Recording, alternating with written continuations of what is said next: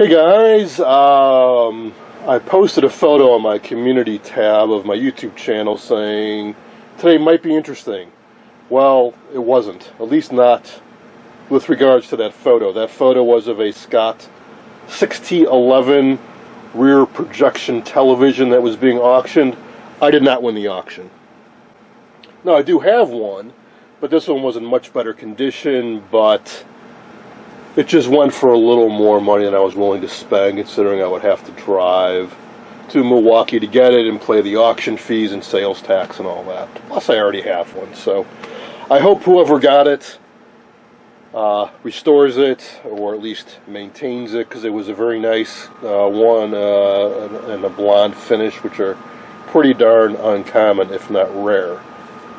However, the same day, I met with the president of Archie, and he gave me some boxes of some TV-related stuff that was donated to the radio club that he does from time to time. See, the Antique Radio Club of Illinois gets stuff donated to them, but I'm kind of the only TV guy, so I tend to get whatever's left after they get rid of, or weed out the radio stuff. So, but also, he gave me a copy of this from one of the members.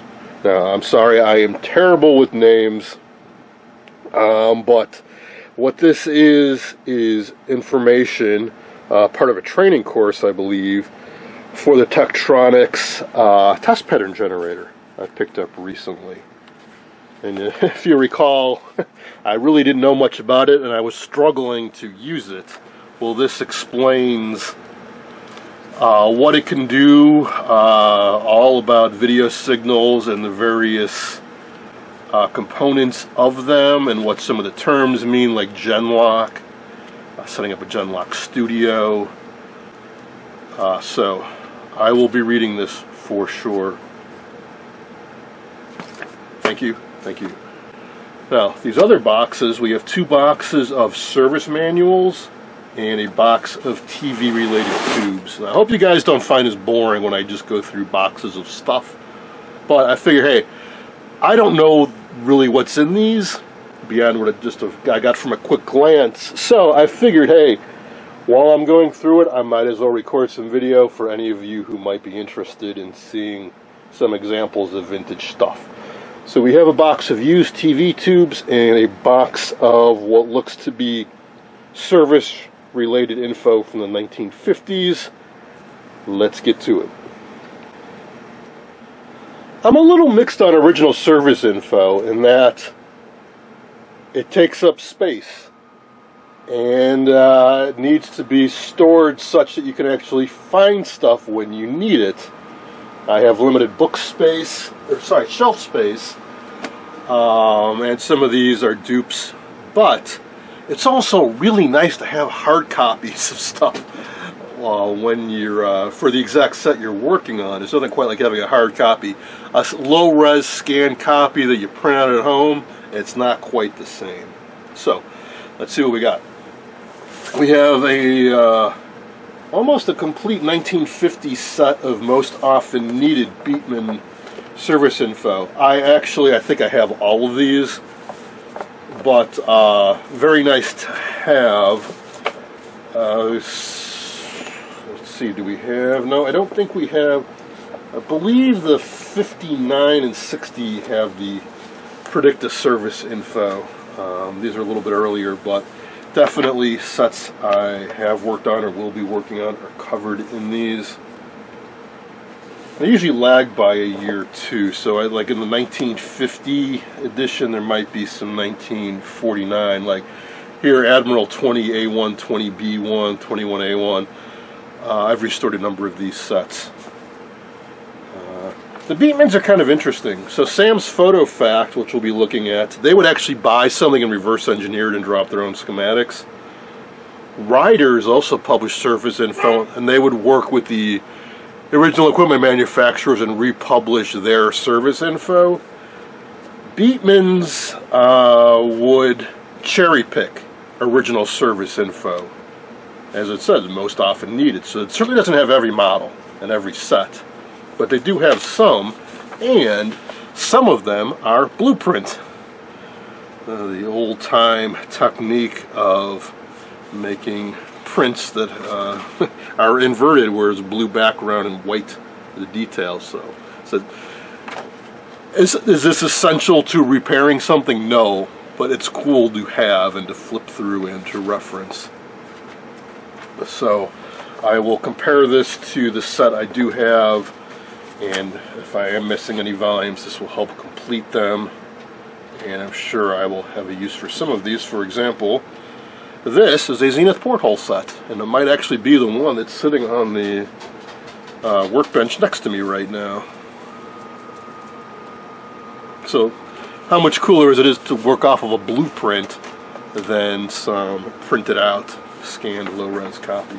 I think it's pretty cool.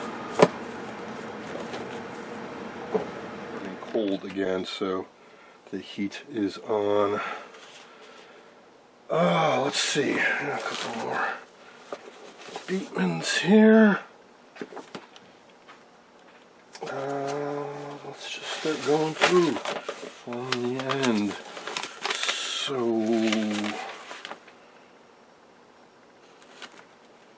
this Technician Circuit Digest from '54.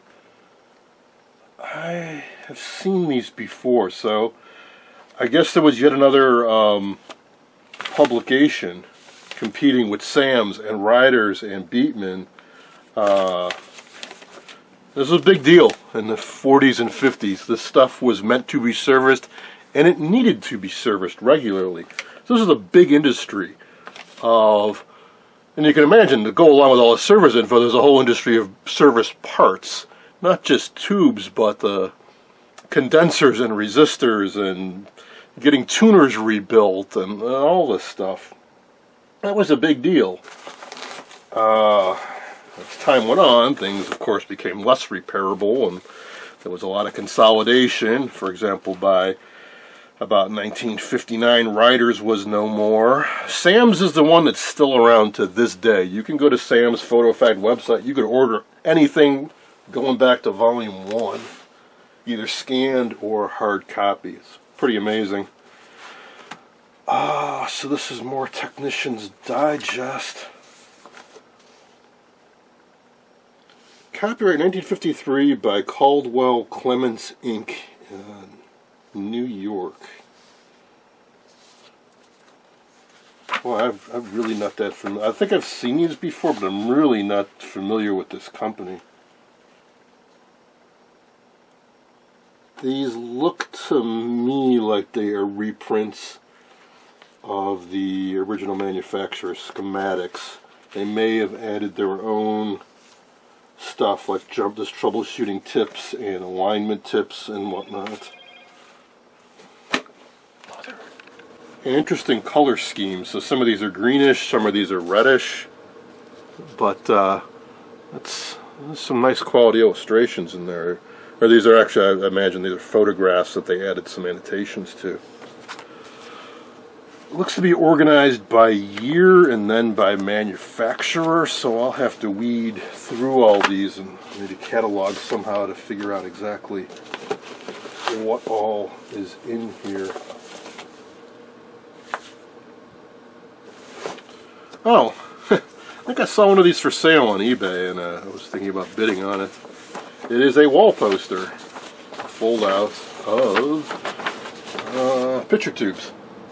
Everything from the 17 EP4 to the 30 BP4, the giant Dumont Royal Sovereign, largest black and white picture tube ever made. So this is basically, for whatever year this is from, this is every black and white picture tube there is.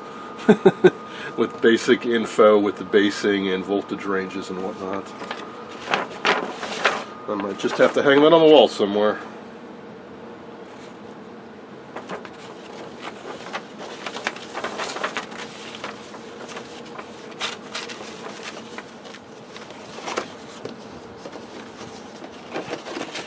And some of these, like this is the original Admiral publication. So some of these companies, RCA, Admiral, publish their own service info you get directly from the OEM, original equipment manufacturer. So this is an actual Admiral publication. And if you were to look up this in Riders, you would literally see this page for page, a clone of this in the Riders. And I've definitely worked. In fact, I got one of these chassis. I can see it across the other end of the basement. I work on a lot of these, so this is really cool to have. And next to that, I think we have, something similar, but by Motorola. Or, well, there's several things combined in here. Alright, priceless. This is something interesting. Now and then people ask me what did tubes cost back then. They were pretty expensive, especially picture tubes. Now you think tubes are expensive now, they actually, ignoring inflation, the price of tubes back then isn't a whole lot different than tubes are now. In other words, $2, $3, $4 each or more. Let's see, there's something somewhat familiar. How about a 1B3 high voltage rectifier tube where now people just throw them away because they're so common, but they cost $2.65 back then. Adjusting for inflation, I don't know, what is that, 10, 15, 20 bucks in today's money? This stuff is not cheap. Picture tubes were like 75, 100 bucks. Well, sorry, here we go. Now that's interesting to see the projection. So 3KP4, that is the CRT used in pilot TVs, the little 3-inch portable TVs that are virtually unobtainable now. They were 20 bucks back then. Now you could get hundreds and hundreds of dollars for them. But again, I'm guessing this is, is there a year in, 1952. So in 1952 they were 20 bucks. I'll have to dig out an inflation calculator, but that was a fair amount of money. And then if you imagine you go much bigger picture tubes. Let's go all the way to the opposite end of the spectrum here. The 30BP4, biggest ever made, 247 bucks. Or let's look at something a little more common, like 10BP4, which was used in all the early TVs, 2650. Or fairly new on the block, 21-inch picture tubes, 60 bucks. I'm curious to see. So 10BP4 was your standard run-of-the-mill 10-inch magnetically deflected picture tube. The FP4 was the aluminized version, which didn't need an ion trap magnet, brighter, sharper picture. That would cost you about $7 more. Well worth it. But back then, they were fairly uncommon. People didn't want to spend or couldn't afford to spend the extra money, I guess. And projection CRT, so the Protogram, the DuoView, the 3NP4, 30 bucks. Not too bad considering how specialized it is. And a larger one, this was used in the Philco projection CRT. It's a 5-inch projection CRT, 63 bucks. Same with the 5TP4, that was RCA used those in their projection sets, 60 bucks. 7JP4 used in all the 7-inch electrostatic sets. If you wanted to replace yours in 1952, 25 bucks. Let's look at some tubes up here. 484. Now let's talk about, wow, that is surprising to me. 484, that is kind of like, I think, a 24 or 20, it's like a Type 27. It was used in Spartan radios, and I'll be doing one soon. Used a whole bunch of those. It's a triode, an early triode. 483 or 482, those were the output tubes, audio output tubes. Those are worth a lot of money today, but back then, they cost the same amount. So the low power triode, or pentode, is the same price as the high power audio output tube. That is not what I expected to see. Now, these are tubes from the late 20s, so laughably out of date by 52, so maybe they were just trying to use up inventory. Or over here, Type 45, it's only $2.20. Those are worth considerably more today, so interesting which tubes were worth more. 71A, $2.40. But let's see what something like a 6V6 was going for. $3.50. That is not the situation now. A 71A at 182 would be worth considerably more than a 6V6.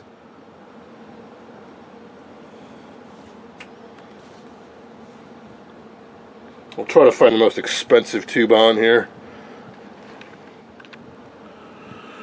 Well, some of this is not surprising. I think the most expensive tube on here is a 6CD6G at $6.68. That is a, for the time, pretty powerful horizontal output tube. But other tubes that are fairly pricey, 6AK5 at $4.15. That's a little dinky 7-pin miniature nothing tube, but I think at the time it was a new tube and it had pretty good characteristics at high frequencies. So I think that's why it's priced a bit higher. Or some oddball tubes are like these gaseous rector 0Y4. I'm not even sure what that is. So some of these gas regulators are a little expensive. 950, it's a photo multiplier tube using flying spot scanners on 951 at 405. I don't know. But definitely the high power tubes, the horizontal output tubes for TVs. Or Type 50, $6. Boy, I wish I could get to that Type 50 for $6 now. That is a powerful output tube, more powerful than a Type 45. Well, that was a neat thing to see. Yeah, we've got some. Oh, hey, cool. Yeah, these are cool to find because not only is it service info, but you get great photos showing you every model that was available. So this is what I'm guessing 1949 Motorola.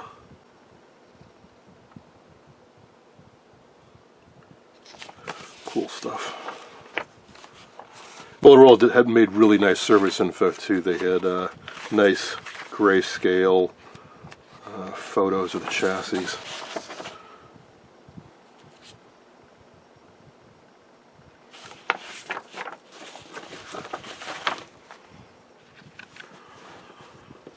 I'll go through the rest of these quickly. This looks like a bunch of RCA service info, including the RCA 8T241, which I am currently working on.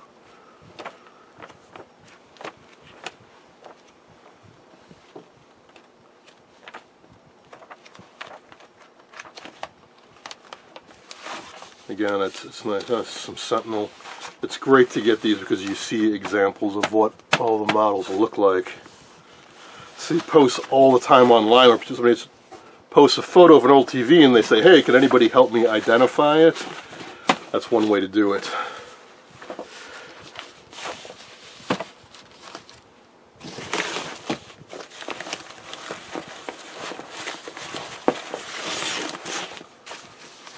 See, now we're getting to some Sam's Photo Facts, some newer stuff, 1965. And some non-TV stuff, some PA amplifiers, some radios, got mixed in here. Phonograph, radio, reel-to-reel.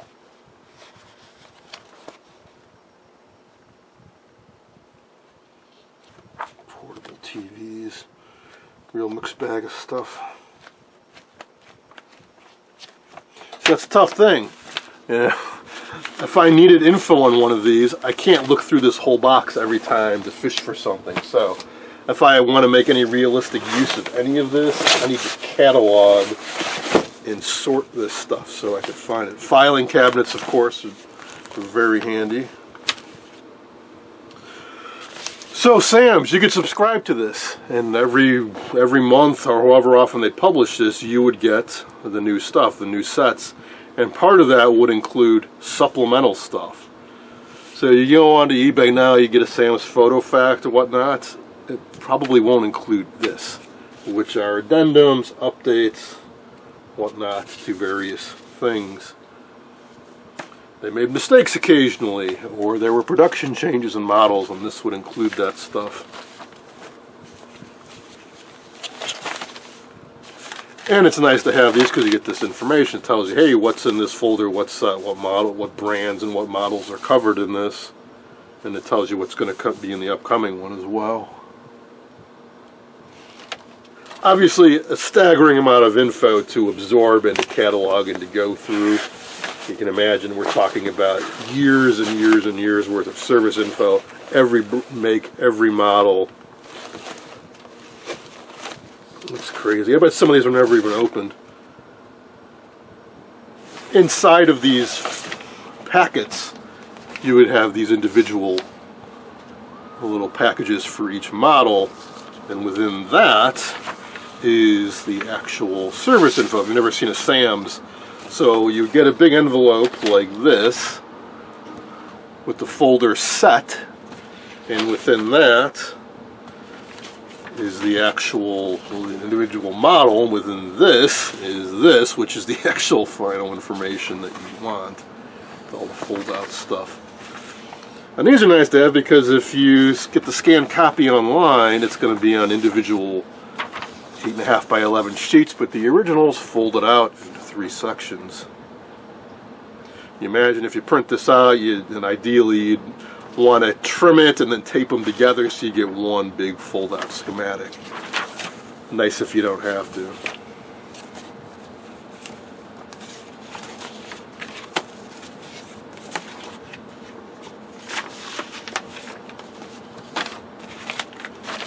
As I said, Sam's Food Effect is still around. I don't know if you can certainly get scanned copies. I don't know if you can get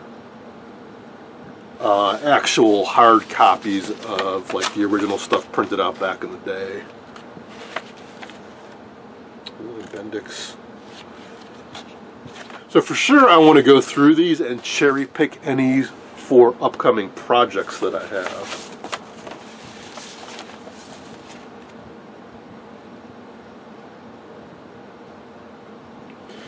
I think it's interesting to look at these old brand names too that don't exist anymore. Like Hudson, Mantola, Mayfair, Puritan, Telecoin.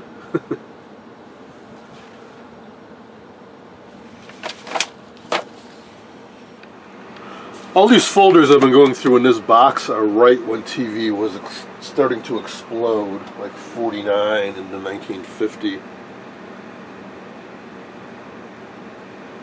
So it says Dumont RA103D, that'd be the Dumont Doghouse.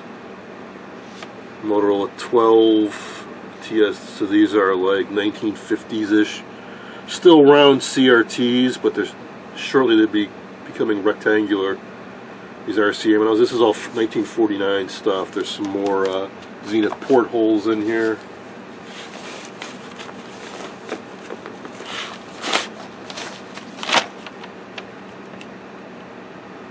This is from 53, I'm thinking.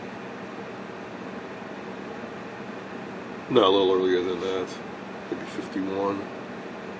I'm just going by these model numbers here. And so on, and so on, and so forth. It is a staggering amount of information. And towards the back here, we just have the individual folders.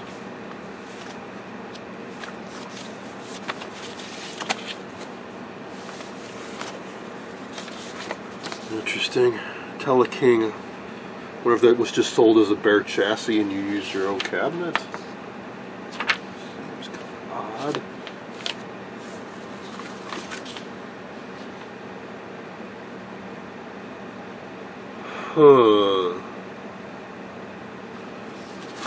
I think I might have one of these upstairs, and I'm going to start working on it very soon. If not this Westinghouse Model 1, awfully like it. I've been waiting to surprise you guys with it because it has something very unusual in it. Yeah, this is it. Well, you're going to have to wait to find out what that surprise is because I'm not going to tell you right now. But I'm going to put this aside. How about that? Literally, I need this right now, or will in a few days. So this is awesome just for that one Sam's folder.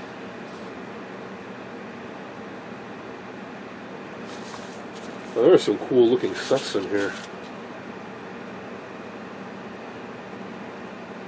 Some of these are really obscure. You don't see often, like this Westinghouse. So this is the one I think it is. There are louvers so it has a round CRT, and you could switch between porthole mode and like double D mode. Like these would move up and down, so you could fill up the whole screen, or you could make it more realistic so you wouldn't lose the corners. Some of these manufacturers made strange sets, but they made very few, and there are very few of them left around. Wilcox Gay, they may have made the Majestic that I'm currently working on, because they bought out Majestic when they went bankrupt. A lot of odd brands in here. DeWalt, Mirror Tone, Brunswick. I wonder if these all got pulled out because they didn't need them, or they didn't think they'd ever need them, so they... So that's what would often happen is, if you imagine you're running a shop, there are certain models you're going to see a heck of a lot more than others, and you're going to want to pull those out and have them ready at hand. And some of these you probably never see because they were regional, low volume. So put them out in storage somewhere. Artone, Teletone. Sylvania, yeah, we've all heard of Sylvania now, but in the early days, it was a fairly obscure brand. Raytheon, yeah, for a while they made TVs. Of course, there's Zenith, I don't know them. Hoffman, boy, that is one stark looking TV. Very clean, basic lines. Silvertone. That's kind of how they all went around 1950. It was like, let's have as few controls and as clean a look as possible. Big departure from the 1940s TVs. Pennsylvania. Alright, so that's about it for this box. There's more and more and more of the same loose sets that all look pretty similar. That's kind of the drag when you get into the early 1950s. It all kind of started looking the same. It was a big box with two knobs on the front.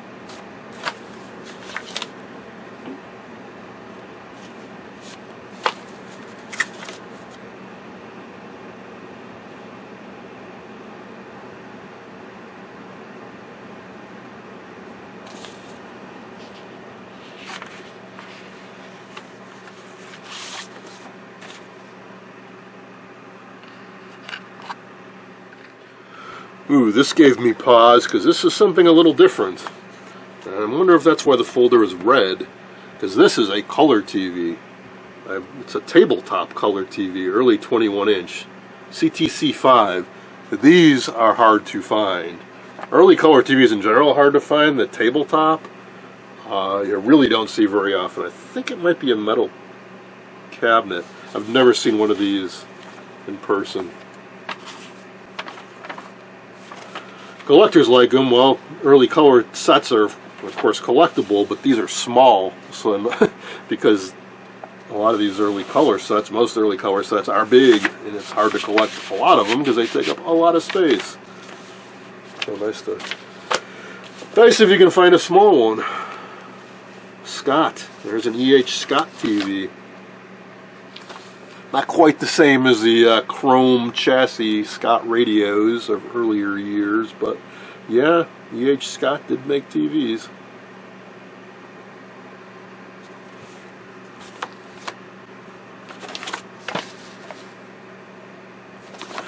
Packard Bell. It's crazy to see so many of these obscure things. Well, there's Admiral. Okay, this Admiral was super common then. Airline, Cape Parts, Coronado. One more. Ooh, wow! I wouldn't mind finding that. That's super early Coronado. Never seen one like that. Crosley, Emerson, General Electric. And I've got an 806. I should pull this one and put it off to the side too. Ooh, a Knight.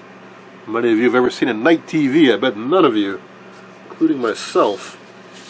It's kind of fugly, but I would love to have one. I like the odd ducks, the weird ones, the off-brands, the obscure sets. Made by Allied Radio Corporation in Chicago. A lot of these sets were made in Chicago. A lot of these off-brands were. Knight. So is that the same Knight that made test equipment? Might be. Wow, I have never heard of a Knight TV.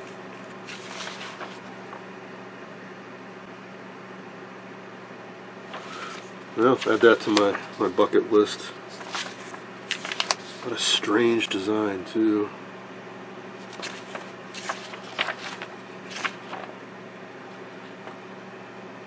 Yeah, maybe not that strange.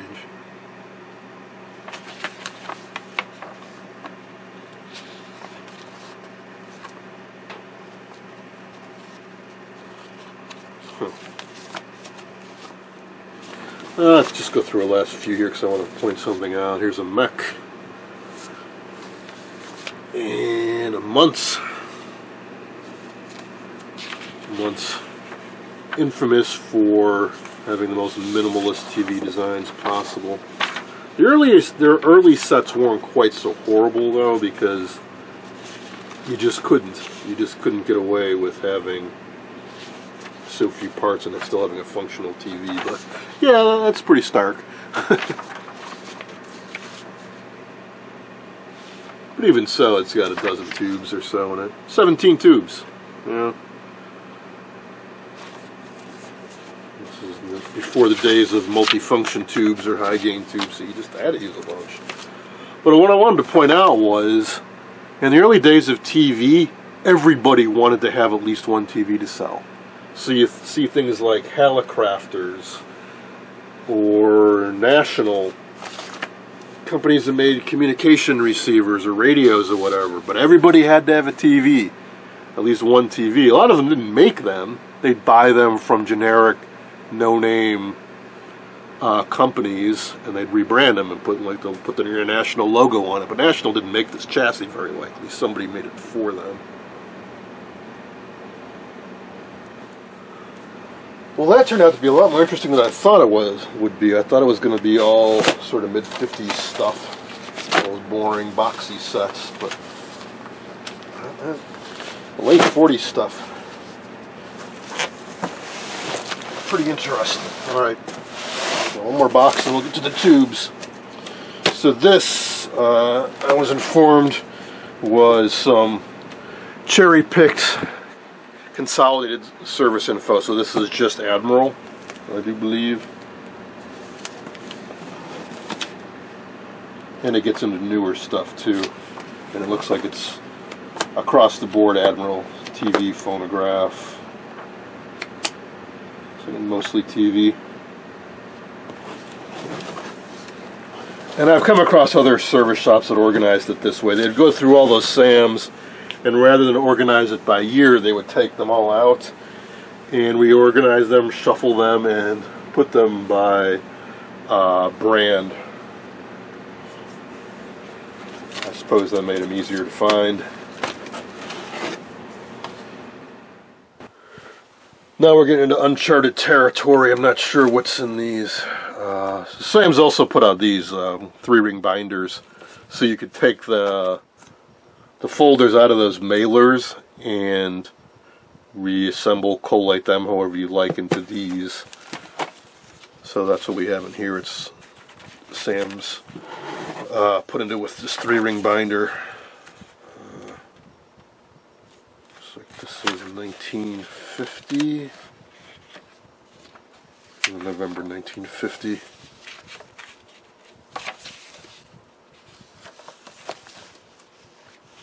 Transvision, obscure models, another cool Westinghouse with that shutter system, I think.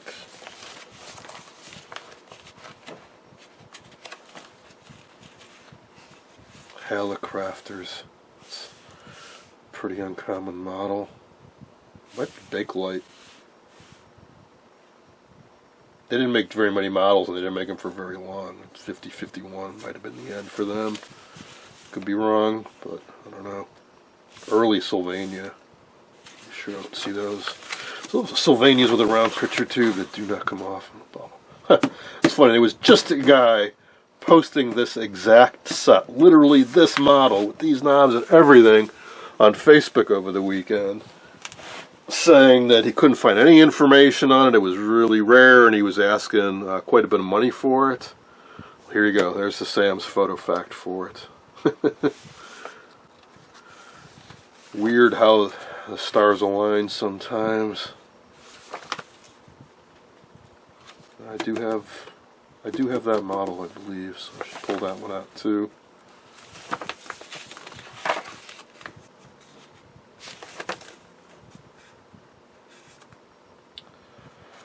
I also have that, but under a different brand name.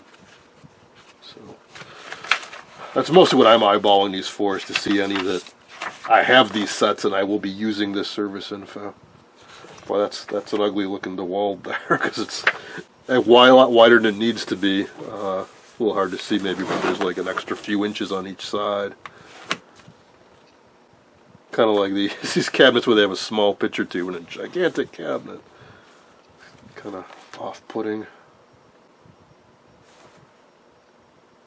Huh, that Teletone, I wonder if that's faux finish or is that actually this really fancy veneer.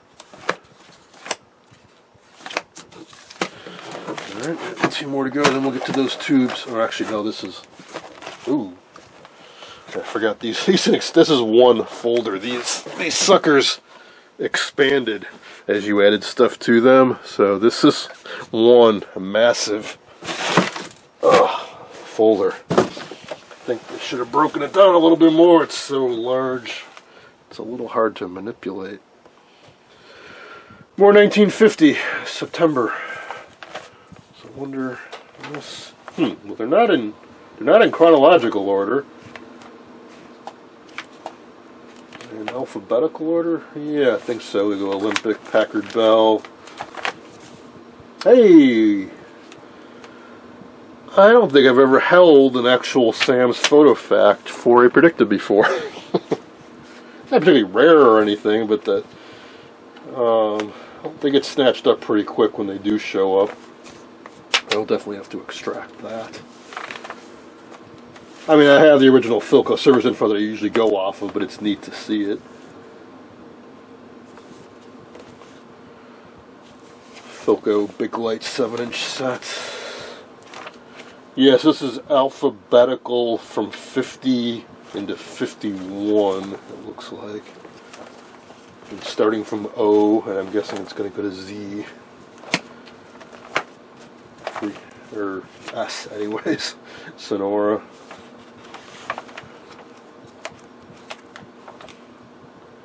Oh, there's some serious hairpin legs on that set.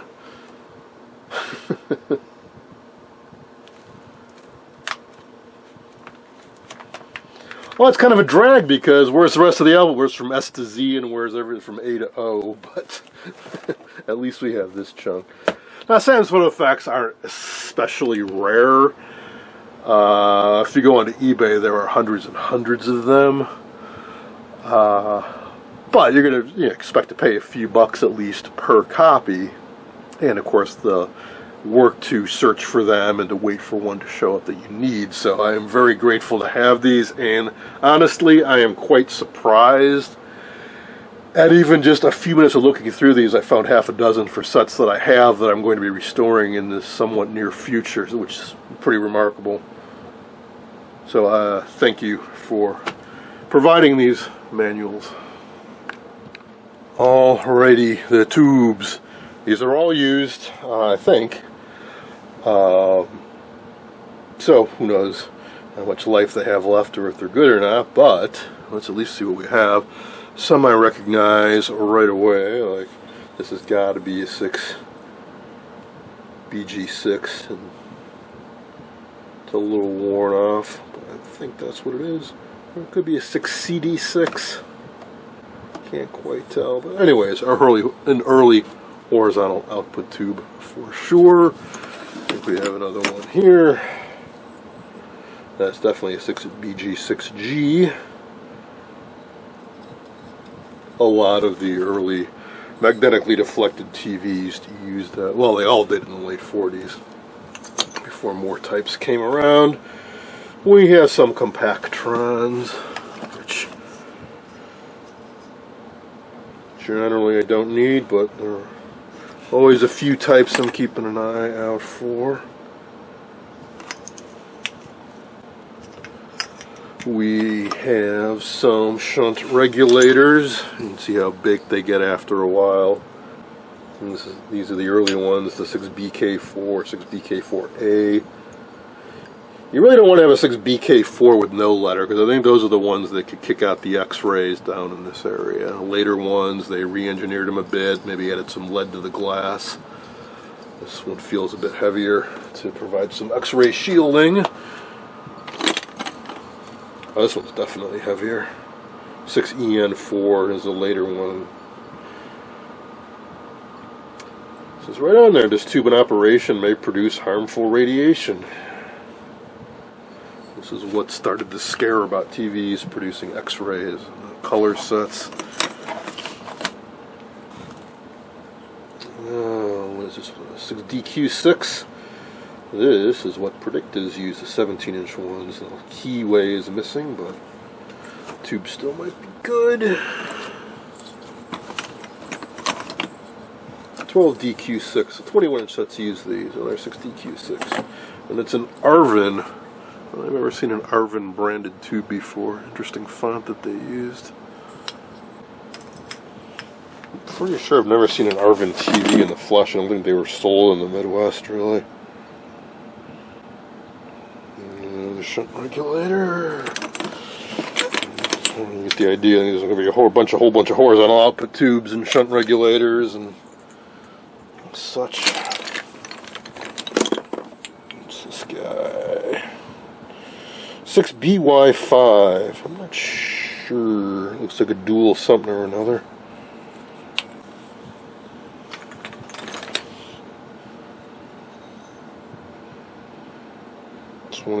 LF5.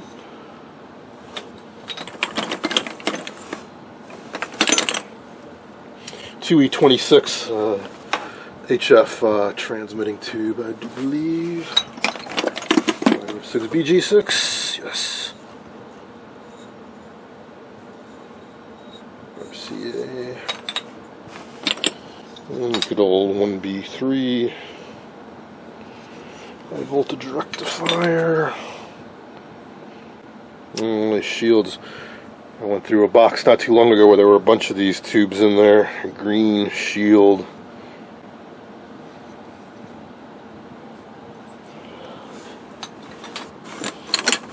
Must have been somebody selling those as replacements. Hey, a month's 1B3. It's funny. So months was probably the cheapest, poorliest made TV you could buy. Result being that there aren't many of them around, and they're actually kind of rare and kind of collectible these days. Funny how that goes. OC3 gaseous regulator tube. 6CB5, not sure. Beam power tube for sure. A Dumont from 64. Very baked looking Zenith Compactron, 6HV5. You get the idea. Let's see what some of these boxed guys are. 6BA6, 6BE6, probably used because they're handwritten on here. Somebody just boxed them up.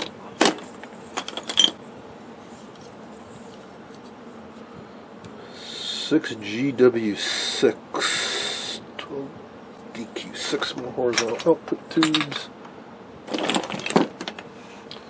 Little guy, which is a 1X2, yeah, that's kind of neat. They actually stamped 1X2B on the plate structure itself, so even though the numbers seems to be worn off the glass, the metal structure on the tube is stamped, and Is that like some Japanese characters and a little cartouche thing above the 1XB? I think so. This might be a Japanese tube. I don't know if you guys can see that. I've never seen anything like that before. Ooh, old school 4-pin tube. 3B24W. That sure looks like some sort of ham-related tube. And it looks like it has a blown filament that's floating around inside the glass. But that's kind of a neat looking tube, so I'd be inclined to hang on to it just for a little shelf display tube.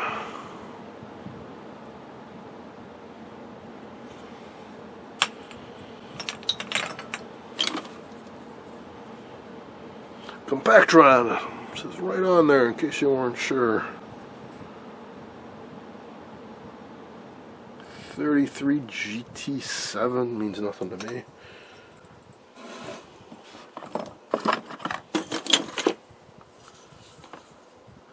'17 DQ6. Ooh, what's this? Time delay relay tube of some sort. Amperite. So yeah, it's actually a relay inside of a vacuum tube. They did that sometimes. CD6, somewhat I think higher power successor to the TG6. Ooh, wow. This has got some heft. Wow. What a weird looking tube. It says 6BK4. This is a 6BK4, like every one I've ever seen before. What the heck is this? It feels incredibly cheaply made. And how weird that the glass is just a cylinder with no, it doesn't go in at the bottom. And look how friggin' big that base is around on that thing. What the heck is this? And there's nothing around the base. It just says 6BK4, so it's not an A or a B. Is this the first gen? So we've now seen an A, a B, and this is a 6BK4C. Maybe I've never seen a 6BK4 before. It looks like a prototype or something. It's so primitive looking. Or is this what the super early ones looked like before they improved the design? I got to put that aside, post a photo online or something. I've never seen anything like that. That's why I like going through these boxes. You never know what you're going to find.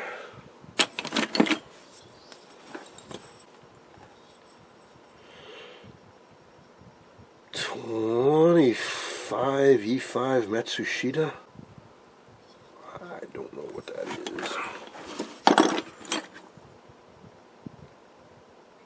Now there's another possibility like this guy. It's a 6BQ6. Is towards the end of tubes, they started making them cheaper and cheaper and cutting corners, and that's also possible that shunt regulator is just a super cheapo. So some of these tubes, they might have gone from this to this at the end when they used as little material as possible to make a tube that would kind of work for just the last gasp of replacement tubes for the few people that still wanted to fix their old TVs. That's what happened. Where the plate is practically touching the glass because they were making them so small. Likewise, the bases, they went from being this to this.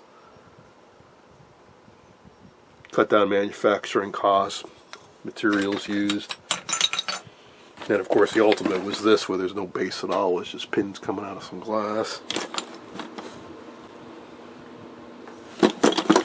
Interesting box of tubes.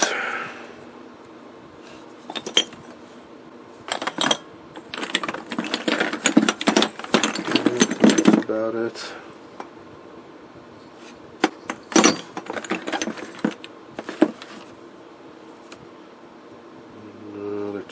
another 2E26. But yeah, I'm really curious to know if any of you early color TV guys have seen anything like that before. That yellow is just a rubber band. Okay, I wasn't sure if that was some type of filler or something, but nope.